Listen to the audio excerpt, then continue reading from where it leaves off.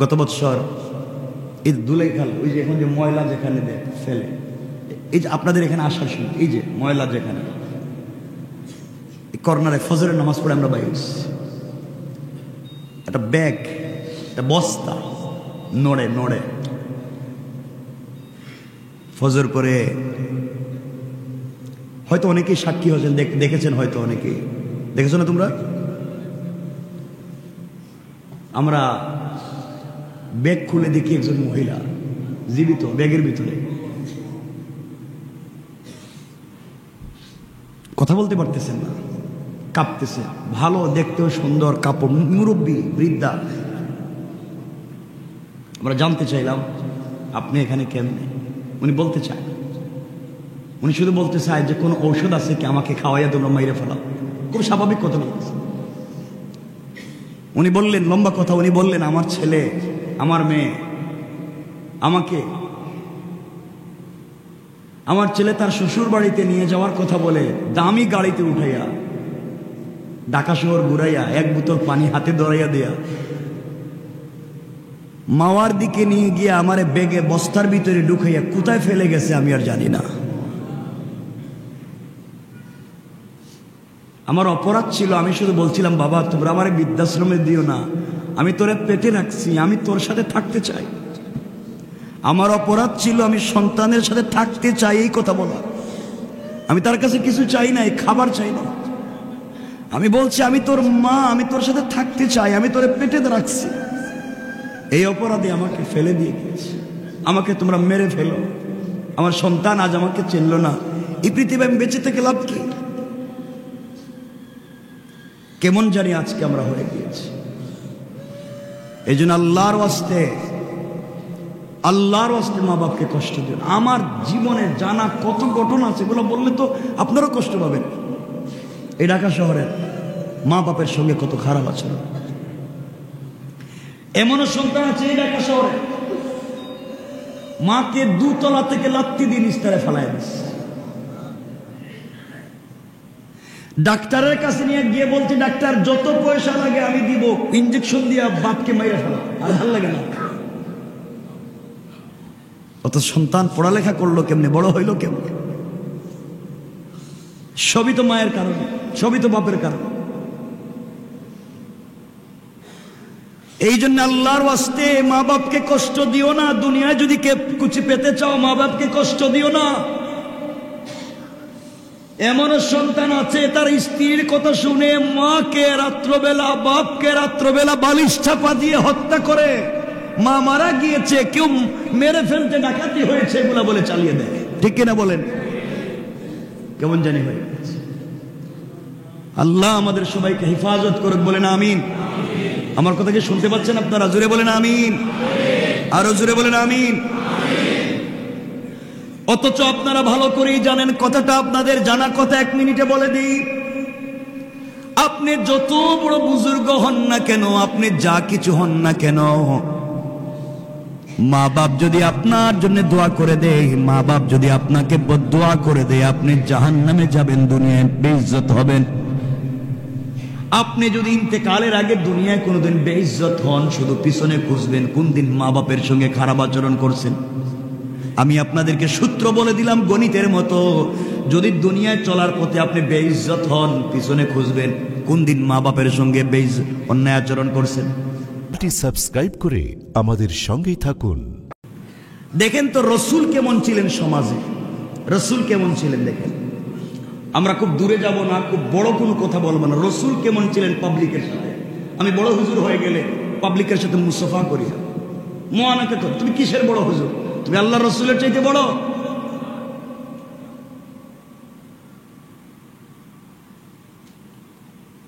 দেখেন তো আল্লাহ রসুল কেমন ছিল। রসুল পাক সাল্লাল্লাহু আলাইহি ওয়াসাল্লাম, বুঝবেন রসুল মদিনার মসজিদের খতিব, মদিনার মসজিদের ইমাম, মদিনার রাষ্ট্রের প্রধান, যুদ্ধের সেনাপতি, এত বড় একজন দায়িত্বশীল বের হয়েছেন মদিনার বাজারে। আল্লাহ হাদিসের কথা, রসুল বের হয়েছেন কোথায়? মদিনার বাজারে। দেখুন তো কি করেন তিনি পাবলিকের সাথে। আমার মুসলমান বন্ধুগণ, গভীর মনোযোগ। আল্লাহ রাসূল সাল্লাল্লাহু আলাইহি ওয়াসাল্লাম ঘর থেকে বের হলেন, মদিনার বাজারের দিকে ছুটলেন, বাজারে পৌঁছে গেলেন। বাজারে গিয়ে দেখেন, বাজারে যাওয়ার পরে দেখেন একজন কালো সাহাবী গোলাম, একজন কালো সাহাবী গোলাম গ্রাম থেকে এসেছে কিছু সবজি নিয়ে, ক্ষেতের কিছু সবজি নিয়ে বাজারে এসেছে। কলা পাতার মধ্যে বা এমন কোন জিনিসের মধ্যে তাজা তাজা সবজিগুলা রেখে বিক্রি করতে চায়, কিন্তু কালো মানুষ হওয়ার কারণে কুচকুচে কালো, কেউ তার কাছে হয়তো আসে না, সবজিগুলাও নিয়ে যায় না। এভাবেই চিল্লাচ্ছে 1 টাকা অথবা 2 টাকা, 1 দিরহাম 2 দিরহাম, 1 দিনার 2 দিনার করে চিল্লাচ্ছে, কেউ নিতে আসে না। আমি শুধুমাত্র বুঝাচ্ছি আমাদের আদর্শটা কেমন হওয়া চাই। আল্লাহ রসুল কত বড় লিডার। আল্লাহ রসুল সাল্লাল্লাহু আলাইহি ওয়াসাল্লাম দেখলেন এই কালো সাহাবীর কাছে কেউ যায় না, কেউ তার কাছ থেকে নেয় না। কালো বসে আছে কলা পাতার মধ্যে বা কোনো পাতার মধ্যে বসে বসে বিক্রি করে, কেউ জিনিস নেয় না। আল্লাহ রসুল আস্তে আস্তে ওই ব্যক্তির কাছে পৌঁছে গেলেন। आकाए नामदार ताजदारे मदीना सरकार दो आलम विश्व नबी रसूल पाक सल्लल्लाहु अलैहि वसल्लम आस्ते आस्ते ওই কালো সাহাবীর কাছে গিয়ে তার পায়ের সঙ্গে পা লাগিয়ে বসে পড়লেন মাটির মধ্যে। আল্লাহু আকবার। তার পায়ের সঙ্গে পা লাগিয়ে বসে পড়লেন। হাতটা ওই কালো গোলাম, কালো কৃতদাস সাহাবীর বগলের ভিতর দিকে ঢুকাই আল্লাহর রাসূল পিছন দিক থেকে 2টা হাত দিয়ে তাকে জড়িয়ে ধরলেন। জড়িয়ে ধরে বলছেন, ও মদিনার বাজারের মানুষেরা শোনো, আমার এক বন্ধু গ্রাম থেকে এসেছে, আমি শহরের বন্ধু, আমার গ্রামের বন্ধু। আল্লাহু আকবার বলেন। অথচ আল্লাহর রাসূলকে সে হয়তো কোনোদিন সরাসরি সামনাসামনি এভাবে ধরতে পারে নাই। আল্লাহ রসুল সাল্লাল্লাহু আলাইহি ওয়াসাল্লাম কোনদিন হয়তো তাকে এভাবে ধরেন নাই। দেখেন আমার রসুলের আদর্শ কেমন। জড়াইয়া ধরলেন আর বলেন, ও মদিনার মানুষেরা, আমার এক বন্ধু গ্রাম থেকে এসেছে, কিছু তাজা সবজি নিয়ে এসেছে, শহরের বন্ধুর বাজারে এসেছে। আমিও বন্ধুর পাশে বসে গেলাম, কার কি লাগবে নিয়ে যাও। আল্লাহর রসুল যখন এই কথা বলে বসে পড়লেন, যে বেচারার সারা দিন চলে গেল কেউ নেয় না, আল্লাহর রসুল বসে যাওয়ার কারণে একদম সাধারণ কৃতদাসকে জড়িয়ে ধরে নিজের বন্ধু বলে পরিচয় দেওয়ার কারণে এক মুহূর্তের ভিতরে ডাবল দামে তার সবজিগুলো বিক্রি হয়ে যায়। চিন্তা করেন রসুলের আদর্শ কেমন ছিল, কি আদর্শ নিয়ে তিনি তাকে জড়িয়ে ধরলেন, কি আদর্শ নিয়ে মানুষের সঙ্গে মেলামেশা করতেন। সাহাবী চোখের পানি ছেড়ে দিলেন আর বললেন, ইয়া রাসূলুল্লাহ, আপনি আমাকে আজকে যে সম্মানিত করলেন বন্ধু বলে, আসলে কি আমি আপনার বন্ধু? আমি জানতে চাই। আল্লাহ রসুল বলছেন, তুমি কালো হতে পারো, তোমার পরনের জামা ময়লা হতে পারে, তোমাকে দেখতেও সুন্দর লাগতে পারে, কিন্তু তোমার দিলের ভিতরে আল্লাহর মুহাব্বত, আমি রসুলের ভালোবাসায় ভরা। এই জন্যে আমি সাক্ষ্য দিলাম, তুমি যদি এই ভালোবাসা নিয়ে মরে যাও, আমার হাত ধরে জান্নাতুল ফিরদাউসে চলে যাবে। সাহাবী ডাক দিয়া বলছেন, ইয়া রাসূলুল্লাহ, আপনি আমাকে আরেকটু জড়াইয়া ধরেন, যতদিন বেঁচে থাকবো আপনার এই জড়িয়ে ধরার মহব্বত আর ভালোবাসা দিলে থাকবে। ইয়া রাসূলুল্লাহ, আজ আপনি আমাকে যত সম্মানিত করলেন, আল্লাহ তাআলা আপনাকে আসমান জমিনে দুনিয়া আখিরাতে সম্মানিত করুক। আল্লাহর রাসূল সাল্লাল্লাহু আলাইহি ওয়াসাল্লাম বললেন, আমি যে তোমাকে আগে চিনতে পারলাম না, আগে পরিচয় দিতে পারলাম না, বাজারে যদি আগে এসে দেখতাম তোমার কষ্ট কম হইতো। এই জন্য কিয়ামতের দিন আল্লাহর আদালতে আমার বিরুদ্ধে তুমি কোনো নালিশ করবে না। আল্লাহু আকবার। চিন্তা করেন তোমার আমার রাসূলের চরিত্রটা কেমন ছিল, আমি এতটুকুনি বুঝাইতে চাই। অতটুকুন মনে রাখবেন আল্লাহর রাসূল কেমন ছিলেন। আমি আরো সামনে দিয়ে কথাগুলো নিয়ে আসতেছি। এই জন্য আমার মুসলমান বন্ধুগণ যে কথা বলতে চাই, আল্লাহর রাসূল সাল্লাল্লাহু আলাইহি ওয়াসাল্লাম কই সাহাবী বলছেন, ইয়া রাসূলুল্লাহ, শুধুমাত্র আমার সবজি বিক্রি হওয়ার জন্য হয়তো আপনি পলিসি করে আমার সবজিগুলা বিক্রি করাইয়া দিলেন গরিব মনে করে। সত্যি যদি আমার বন্ধু, আপনি যদি আমার বন্ধু হন, আমি যদি আপনার বন্ধু হই, তাহলে আমার হাতটা ধরেন তো। আপনার বড় বড় সাহাবী আবু বকর, ওমর, উসমান, আলী আছে, এদের সামনে আমাকে নিয়ে বলেন তো এই যে আমার বন্ধু। আল্লাহু আকবার। এদের সামনে কি বলবেন কেন আপনার বন্ধু তো আবু বকর, আপনার বন্ধু আমার, এদের সামনে কি আমাকে বন্ধু বলবেন? আল্লাহর রাসূল সাল্লাল্লাহু আলাইহি ওয়াসাল্লাম কথাটা শুনলেন, তার কপালে চুম্বন করলেন, জড়িয়ে ধরলেন, হাত বগল তলায় নিয়া আমরা যেভাবে বন্ধুর হাত এদিকে ধরে ধরে এভাবে হাঁটি হেঁটে হেঁটে যায়, আল্লাহর রাসূল এই কালো কুচকুচে এই গোলাম কৃতদাসের হাতটা বগল তলায় ধরলেন, আর বাজারের এই মাথা থেকে এই মাথা পর্যন্ত যেতে লাগলেন, আর বললেন, শোনো মদিনার মানুষেরা, তোমরা দেখে যাও আমার গ্রাম থেকে আমার বন্ধু এসেছে। এই যে আমার বন্ধু মদিনার বাজারে সবজি বিক্রি করতে আসে, আগামীতেও যদি আসে বন্ধুর চেহারা দেখে রাখো। আমার বন্ধু মনে করে তোমরা তার কাছ থেকে সবজি কিনে নিবা। আল্লাহ রাসূল কথাগুলো বলে চলে গেলেন। পুরা বাজারের মানুষ এই কুচকুচে কালো কৃতদাসকে জড়িয়ে ধরছে, তার কপালে চুম্বন করে তাকে বুকের সঙ্গে জড়ায়। ও তো আশ্চর্য হয়ে গেছে, ব্যাপার কি, আমি যে গোলাম, আমার কোনো সম্মান নাই, তোমরা আমাকে জড়িয়ে ধরো কেন, আমাকে এত ভালোবাসো কেন? মানুষেরা ডাক দিয়ে বলতে লাগলেন, বড় বড় সাহাবীরা বলতে লাগলেন, ভাইরে, আমরাও রাসূলের সঙ্গে থাকি, রাসূল এইভাবে কোনোদিন ডাইকা ডাইকা পাবলিক রে বলে নাই এই যে আমার বন্ধু। আল্লাহর রাসূল তোমাকে এত বড় পরিচয় দুনিয়ায় দিয়েছে, বন্ধু বলে পরিচয় দিয়েছে, কিয়ামতের দিনে তুমিও আমাদের কাউকে ভুলে যাইও না। আল্লাহু আকবার। তুমি আল্লাহর রাসূলের বন্ধু, এটা স্বীকৃত, আল্লাহর রাসূল নিজে ঘোষণা করছেন। এর চাইতে বড় বরকত হতে পারে না। তুমি আমাদের জন্য দোয়া করো। যুবকটা সেজদায় পড়ে গেল, চোখের পানি ছেড়ে বলছে, আল্লাহ, এমন একজনকে আখিরি জামানার পয়গম্বর বানাইছো, এমন একজন আজ আমাকে বন্ধু বলে পরিচয় দিয়েছেন। আল্লাহ, আমার জীবনে আর কিছু চাই না, তোমার কাছে খেয়ে না খেয়ে জীবন কাটাইয়া দিতে পারি, কিন্তু আল্লাহর রাসূল যে মুহাব্বতের কথা বললেন, ওই মুহাব্বত নিয়ে যেন আমি কবরে যেতে পারি। কোন সুবহানাল্লাহ। আমি শুধু এই কথাটাই বুঝাতে চাই, আল্লাহর রাসূল কেমন ছিলেন।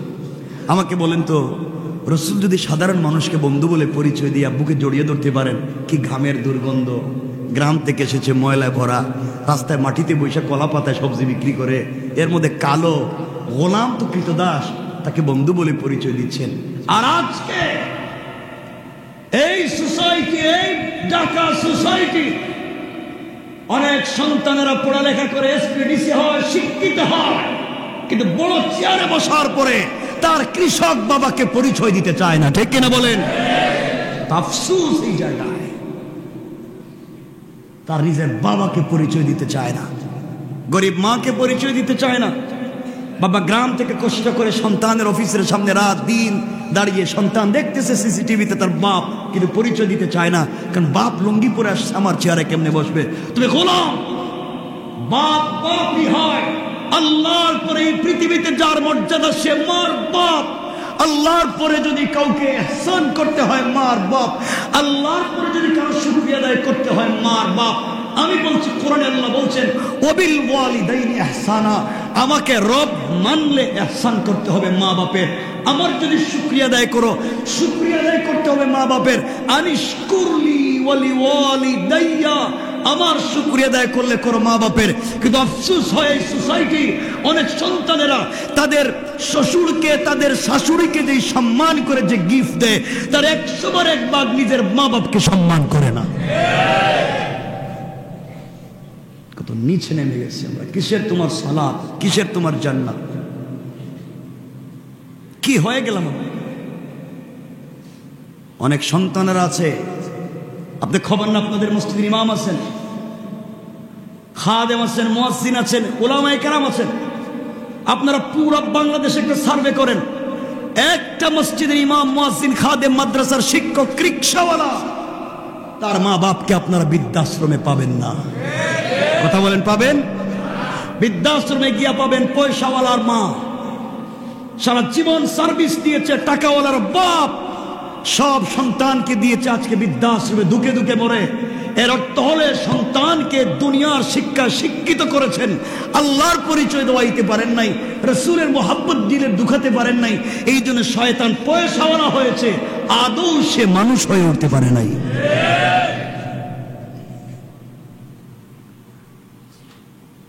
কত সন্তান দেখবেন এই বৃদ্ধাশ্রমে কাজ করে, জিজ্ঞাসা করবেন বাপ আমরা একবার গেলাম ইন্টারভিউর জন্য, একটা ছেলে প্রতিবন্ধী, সে বৃদ্ধাশ্রমে কাজ করে। তো জিজ্ঞাসা করলাম তুমি কাজ করো কেন? তুমি তো প্রতিবন্ধী। আমার ঘরে আমার মা আছেন অসুস্থ, আমার চাইতে অসুস্থ, ওই মাকে খাওয়ানোর জন্য আমি এখানে আসছি। চিন্তা করলেন, প্রতিবন্ধী ছেলে বৃদ্ধাশ্রমে কাজ করে মাকে ভালো রাখবার জন্য, আর শিক্ষিত ছেলে কোটি টাকার মালিক হইয়া ভালো বিছানায় থাইকা মা বাপরে বৃদ্ধাশ্রমে পাঠায়। আল্লাহ এদের উপরে লানত করুক, পড়েন আমিন। এই জন্য দুহাত জোর করে বলছি, দরকার হলে আপনাদের পা গুলা দেন, আমি আপনাদের পায়ে হাত রেখে বলি, আর যাই করেন বাবা, সন্তানদেরকে মানুষ বানান, আল্লাহর ওয়াস্তে মানুষ বানান।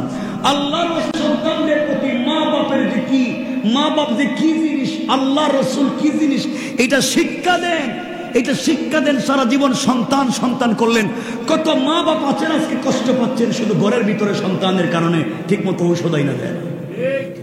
মা বাপ অসুস্থ হইলে বাইরে নিয়ে যায় না, প্রত্যেক সপ্তাহে শুক্রবার বৃহস্পতি নিজের বউরে লইয়া পুরা ঢাকা শহর ঘুরে রেস্টুরেন্টে খায়, কিন্তু মা বাপের এগুলা কপালে নাই। আহা, এগুলা বললে তো আপনারা কষ্ট পাবেন জানি, তো আমার কি, আমার আর কি, আমি কষ্ট পাইবেন তাইতাম না, কিন্তু আমি তো কথা বলতেছি শুধু ভালোবাসার কারণে। আমরা সবাই জান্নাতে যেতে চাই, সবাই একসাথে জান্নাতে যেতে চাই। কোন বিবেকে তুমি মা বাপকে কষ্ট দাও? কোন বিবেকে মা বাপকে কষ্ট দাও? এই বাপ, আমরা হাদিস এই দেখে নি, কথা আরেকদিকে চলে গেলে আমার মূল আলোচনা চলবে না। এই বাপ, আমরা বলি কোরআনে হাদিসে রাসূল বলছেন মায়ের অধিকার কয়টা? কয়টা? কিন্তু বাপের অধিকার বলছেন একটা। আরে তুমি তো হাদিসের অর্থই বুঝো নাই, হাদিসের অর্থ বুঝো নাই। আল্লাহ বাপের কি অধিকার দিবেন?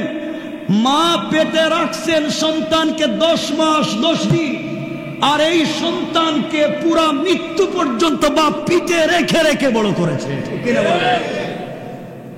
বাপ সারাদিন গাধার মতো কাজ করে নিজে না খেয়ে সন্তানদের খাওয়ায়। পুরা পরিবার, একজন পুরুষ মানুষ সারাদিন গাধার মতো কাজ করে, পকেটে পয়সা, নিজে খায় না, কারণ তার এক চোখে ক্যারিয়ার, আরেক চোখে পরিবার, 3 নম্বর কোনো চোখ নাই যে নিজের দিকে তাকায় দেখবে যে আমি ঠিক আছে কিনা। সে নিজের দিকে তাকায় না, আমার ঘরে না আমার সন্তান আছে, আমার মা বাপ আছে, এই করতে করতে পরিবার পরিবার পরিবার পরিবার পুরো জিন্দগি শেষ করে দিল, নিজের দিকে তাকাবার সময় পাইনি। কেমনে তুমি সেই মা বাপকে কষ্ট দাও? আমার তো বুঝে ধরে। যুবকেরা, তোদেরকে বলছি, আমার মতো হতভাগা হয় না। আল্লাহ আমার দুনিয়ায় ডাল ভাত খাওয়ার ব্যবস্থা দিছে, কিন্তু আফসোস আমি এই সময় আমার বাপকে পাই নাই। আমি পারলাম না সে বাপকে এই সময় পাইতে। 2012 সালের 10 ফেব্রুয়ারি শুক্রবার বাবা ইন্তেকাল করলেন। এই যে কষ্ট জমাট হয়ে গেল, কসম আল্লাহ পাকের, আল্লাহর ঘর মসজিদে বলছি, আজও আমি সেই কষ্ট ভুলতে পারলাম না। আমি স্বাভাবিক আজও জিন্দেগিতে স্বাভাবিক হতে পারলাম না, কিছুই যেন আমাকে আর কাজ করে না।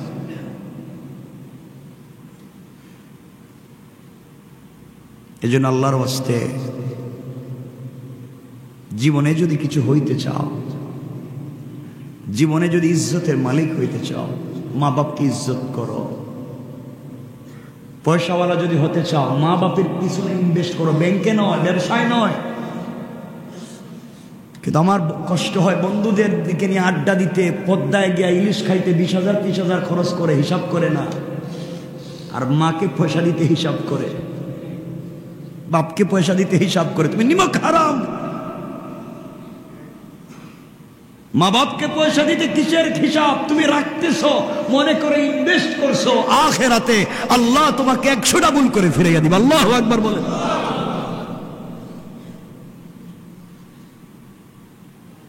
কেন বাবা এগুলো করে?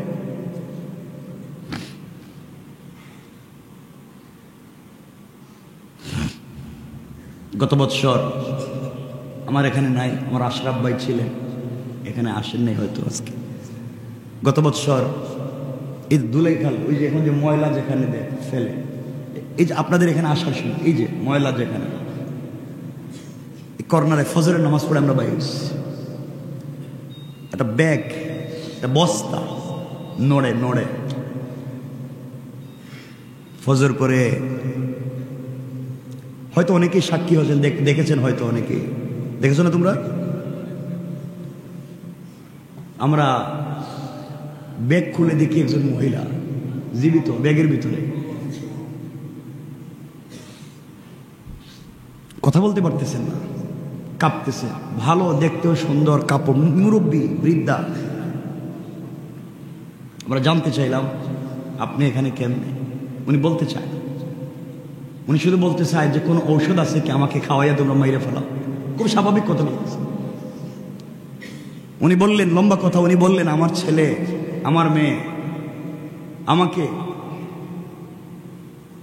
আমার ছেলে তার শ্বশুর বাড়িতে নিয়ে যাওয়ার কথা বলে দামি গাড়িতে উঠাইয়া ঢাকা শহর ঘুরাইয়া 1 বোতল পানি হাতে ধরাইয়া দেয়া মাওয়ার দিকে নিয়ে গিয়ে আমারে ব্যাগে বস্তার ভিতরে ঢুকাইয়া কোথায় ফেলে গেছে আমি আর জানি না। আমার অপরাধ ছিল, আমি শুধু বলছিলাম বাবা তোমরা আমার বৃদ্ধাশ্রমে দিও না, আমি তোরে পেটে রাখছি, আমি তোর সাথে থাকতে চাই। আমার অপরাধ ছিল, আমি সন্তানের সাথে থাকতে চাই, এই কথা বলা। আমি তার কাছে কিছু চাই না, খাবার চাই না। আমি বলছি আমি তোর মা, আমি তোর সাথে থাকতে চাই, আমি তোরে পেটে রাখছি। এই অপরাধে আমাকে ফেলে দিয়ে গিয়েছে। আমাকে তোমরা মেরে ফেলো, আমার সন্তান আজ আমাকে চিনল না, এই পৃথিবী আমি বেঁচে থেকে লাভ কি? কেমন জানি আজকে আমরা হয়ে গিয়েছি।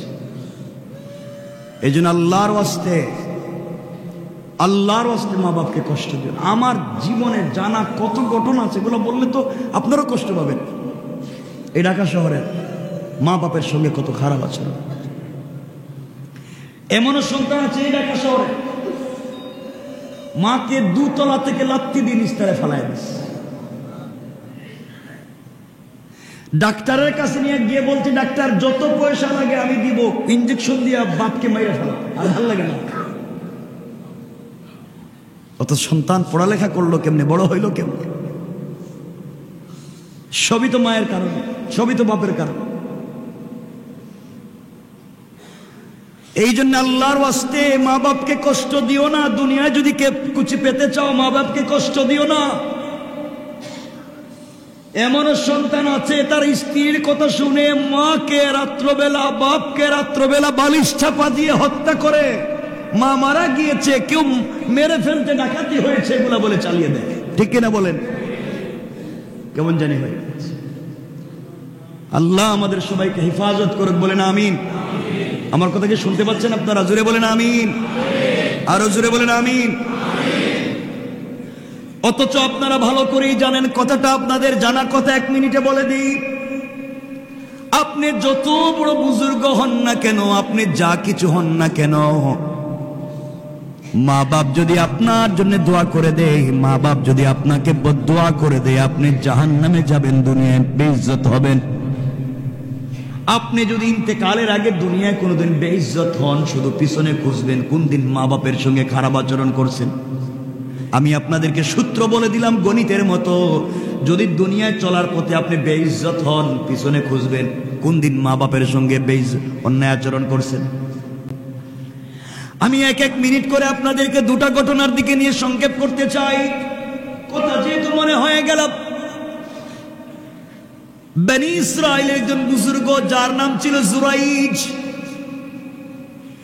24 বুজুর্গ মুস্তাজাবুদ দাওয়া হাত উঠালে যার দোয়া কবুল হয়ে যায়, তিনি হাত উঠে দোয়া করেছেন, হাত উঠালে আল্লাহ তার দোয়াকে কবুল করে। এত বড় মুস্তাজাবুদ দাওয়া আল্লাহর ওলি। এই মুস্তাজাবুদ দাওয়া আল্লাহর ওলি একদিন, কথাগুলো সংক্ষেপ করে বলবার জন্য বলতেছি, একদিন নামাজে দাঁড়িয়েছেন, রাত্রবেলা নফল নামাজ। কি নামাজ? কথা বলেন, কি নামাজ? নফল নামাজে দাঁড়ালেন। জুরাইদ আল্লাহর ওলি রাত হয়ে গেলে নামাজে দাঁড়িয়ে যায়। তার কলিজার টুকরা মা এসে ডাক দিয়া বলছেন, জুরাইজ। জুরাইজ তখন নামাজে দাঁড়িয়ে আছে, কানে আওয়াজ এসেছে, মা ডাকতেছেন, আমি কি করব? মনে মনে বলতেছে, কাল রব্বি ইন্না সলাতি ওয়া উম্মি, আয় আল্লাহ, আমি তোমার কদমে নামাজে দাঁড়িয়ে গেছি তোমার সামনে, একদিকে আমার মা আমাকে ডাকতেছে, আমি নামাজে, আমি কি করব? মা আবার এসে ডাক দিলেন, ও জুরাইজ।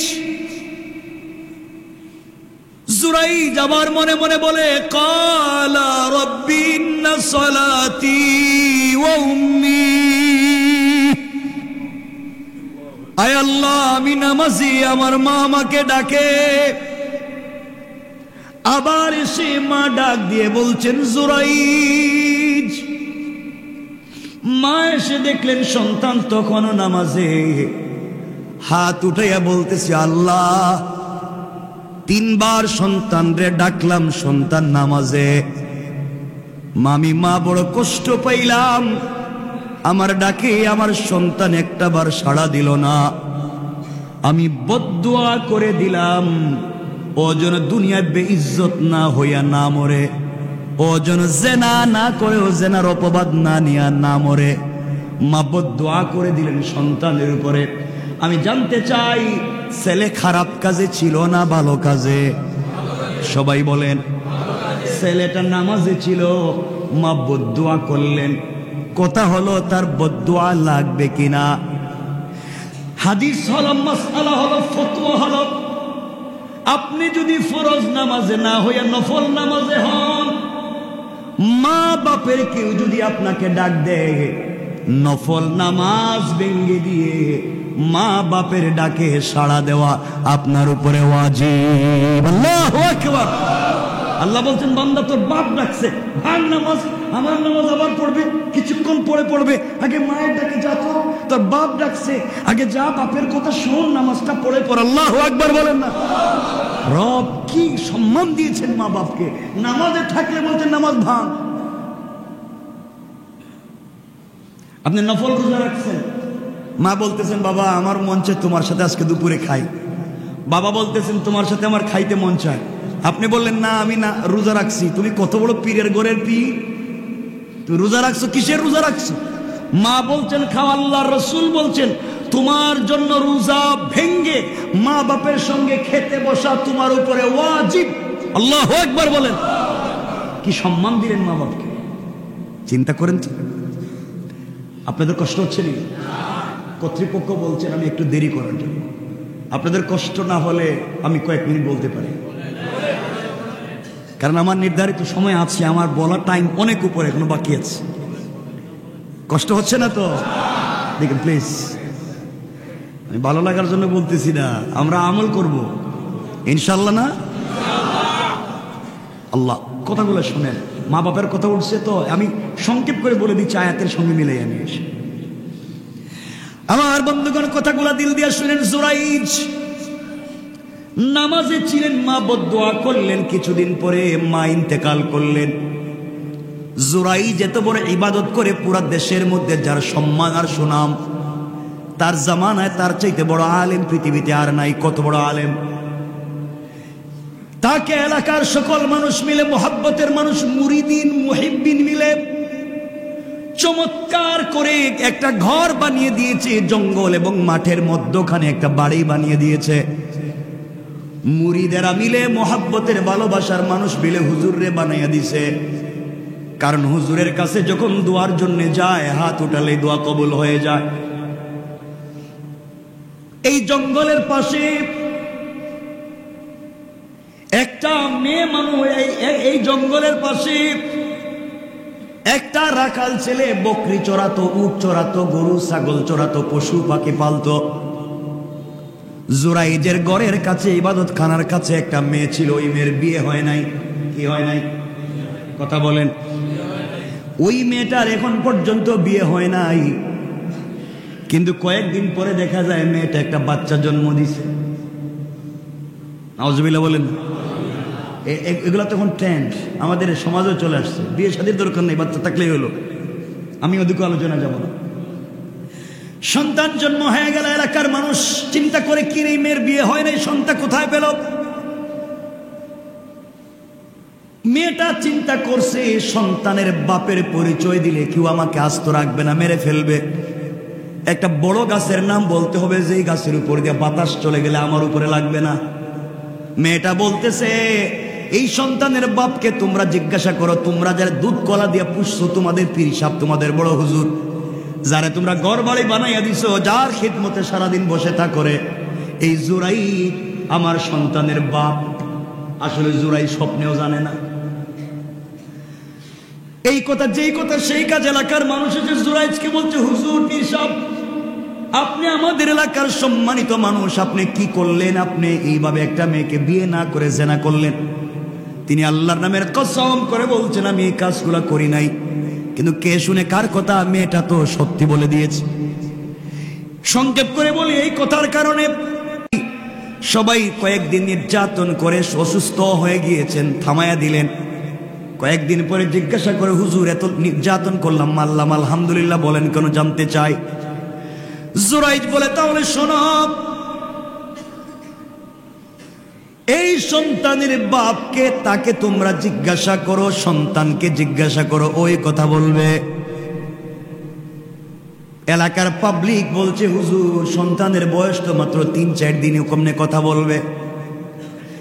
জুরাইজ আবার সিজদায় পড়ে আল্লাহকে ডাক দিয়া বলছে, আল্লাহ, জীবনে অপরাধ করেছি, গুনাহ করেছি, অনেক করেছি, এটা সত্য, কিন্তু তুমি যে আমার রব, এটাও সত্য। আল্লাহ, আমি কি অপরাধ করছি আমি জানি, যে জন্য আজকে আমার এই শাস্তি। কিন্তু আল্লাহ, বেইজ্জত হয়ে গেলাম, এবার সত্যটা বাইর করে দেও। যুবক বলতেছে, এলাকার মানুষেরা, বাচ্চাটার জিজ্ঞাসা করো তার বাপকে। এলাকার সকল মানুষ মিলে ছোট্ট বাচ্চারা জিজ্ঞাসা করে, 3-4-5 দিনের বাচ্চা, বলো তোমার বাপকে। এমন সময় আমার আল্লাহ এই ছোট্ট বাচ্চার জবান খুলে দিয়েছে। ছোট্ট বাচ্চা চিৎকার করে বলছে, এলাকার মানুষেরা, আমার বাবা জুরাইজ না, আমার বাবা এই আল্লাহওয়ালা বুজুর্গ না। এই বুজুর্গ যেই বাড়িতে থাকে তার পাশে একটা মাঠ আছে, এই মাঠে একজন ছাগল রাখাল আছে, বকরি রাখাল আছে। ওই রাখাল আমার মায়ের সঙ্গে জেনা করছে, ও আমার বাপ। এই আল্লাহর ওলি আমার বাপ না। সবাই হাওমাও করে কাঁদতেছে, পীর সাহেবের কাছে কান্না করে। তিনি বলেন, আমার কাছে কান্না করে লাভ নাই, তোমাদের কোনো দোষ নাই, দোষ আমার। হুজুর, আপনি কিছু না করে আজকে এত বড় লাঞ্ছিত হয়ে গেলেন, চলার পথে আমরাও লাঞ্ছিত হয়ে যাই কিছু না করে। আল্লাহ ইজ্জত কেমনে দেয় দেখেন। এবার জুরাইজ বলতেছে, শোনো, আজ থেকে অনেক দিন আগে আমি নামাজে ছিলাম, আমার মা আমারে ডাক দিয়া বলছে, জুরাইজ এদিকে আসো। আমি নফল নামাজে ছিলাম, নামাজ ভেঙ্গে মায়ের ডাকে সাড়া দেওয়ার কথা ছিল, দেই নাই। আমি ঠিকঠাক মতো নামাজ আদায় করছি, এরপরে মায়ের শিওরে গিয়েছি। মা রাগ করে আমার জন্য বদদুয়া করলেন, কারণ মা বাবার মুখ থেকে বদদুয়া হোক, দোয়া হোক, বের হয়ে গেলে আল্লাহর দরবারে কবুল না হয়ে ফিরে না। ধনুক থেকে তীর ছুটে গেলে যেভাবে ফিরিয়ে নিয়ে আসা যায় না, বন্দুক থেকে গুলি বের হয়ে গেলে যেভাবে আর ঢুকানো যায় না, মা বাবার মুখ থেকে দোয়া হোক, বদদুয়া হোক, বের হয়ে গেলে আল্লাহর দরবারে কবুল না হয়ে ফিরে না। আমার মা আমার জন্য বদদুয়া করেছে, মায়ের কথা শুনি নাই, নামাজে ছিলাম, এই জন্যে আজকে মা বদদুয়া করে বলছিলেন জিনা না করেও যেন জিনার অপবাদ পাই, এই জন্য আজকের এই ঘটনা। লম্বা ঘটনা, সেদিকে যেতে চাই না, শুধু বুঝাতে চাইলাম মায়ের কথা বাবার কথা নামাজের ভিতরে যদি ডাক দেয় শোনা ওয়াজিব। আল্লাহর ওলি না শুনবার কারণে আজকে কেমন শাস্তির মুখোমুখি, এই কথা এজন্য বুঝাতে চাইলাম চলার প্রতি কোনোদিন আমরা সে নাফরমানি করব। আপনারা আরো জানেন একজন কলিজার টুকরা রাসূলের প্রিয় সাহাবী যার নাম আলকামা। আপনারা জানেন ওই আলকামা রাসূলের কলিজার টুকরা সাহাবী। সে আলকামার ইন্তেকালের সময় কলিমা নসিব হয় না, মুখ দিয়া পানি পড়ে, কালিমার তালকিন দিচ্ছেন সাহাবীরা, জবান দিয়ে কালিমা পড়তে পারে না। সাহাবায়ে কেরাম এসে বলছেন ইয়া রাসূলুল্লাহ, আলকামার তো সাকারাত হয় কিন্তু কালিমা পড়তে পারে না। আল্লাহর রাসূল নিজে হাজির হয়ে কালিমার কথা বলছেন, আলকামা কালিমা পড়ো। আল্লাহর রাসূল নিজে হাজির হলেন, কিন্তু আলকামার জবান দিয়ে কালিমা আসে না। আল্লাহর নবী বুঝতে পারলেন আলকামার কোন জায়গায় গলত আছে, ভুল আছে। আলকামা আমার সাহাবী, বড় কোনো ভুল করতে পারে না, কি হলো? মাকে ডাক দিয়া বলছেন, মা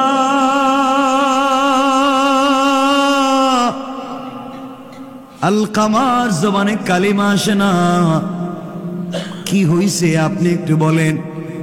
মা বলছেন ইয়া রাসূলুল্লাহ, আমি কিছুই জানি না, আপনি জানেন আর আলকামা জানে। রাসূল বুঝতে পারলেন আলকামা আমার সাহাবী, কিন্তু মায়ের ভিতরে কি জানি কষ্ট। আল্লাহ রাসূল সব কথা মায়ের কাছ থেকে শুনলেন, শুনে দেখলেন আলকামার উপরে মা অসন্তুষ্ট হয়ে আছেন, নবীজির সাহাবী। মাকে ডাক দিয়া বলছেন, আলকামার মা, আপনি আলকামাকে মাফ করে দেন, আমি আল্লাহর রাসূল বলছি। আলকামার মা বলতে লাগলেন, আমি আলকামাকে মাফ করব না। আল্লাহর রাসূল বলছেন, আপনি মাফ না করলে তো কালিমা পড়তে পারবে না। শেষ পর্যায়ে আল্লাহর রাসূল বলেন, আগুন নিয়ে আসো, আগুন জ্বালিয়ে দেওয়া হলো। সাহাবায়ে কেরাম বলছেন, আলকামাকে ধরো, এইভাবে আগুনে ফেলে দাও, আলকামা জ্বলে যেন ভস্ম হয়ে যায়, তাকে মরার পরে জাহান্নামে জ্বলবার দরকার নাই, আলকামাকে আগুনে ফেলে দেওয়া হবে। মা চিৎকার করে বলছেন, ইয়া রাসূলুল্লাহ, 10 মাস 10 দিন পেটে রাখছি, আমার চোখের সামনে সন্তানকে আগুন দিয়ে জ্বালাবেন সহ্য হয় না। সন্তান যত ব্যথা কষ্ট দিয়ে থাকুক, এই মুহূর্তে আমি মা আলকামার উপরে খুশি হয়ে মাফ করে দিলাম। সাথে সাথে আলকামার জবানে কালিমা জারি হয়ে গেল। সুবহানাল্লাহ। কি বুঝাতে চাইলাম? আল্লাহর ওয়াস্তে এই মা বাপের সঙ্গে খারাপ আচরণ করব? জোরে বলুন, করব? আল্লাহ আমাদেরকে হেফাজত করুক। পড়েন আমিন। আরো জোরে পড়েন আমিন। অনেকে দোয়া চেয়েছেন।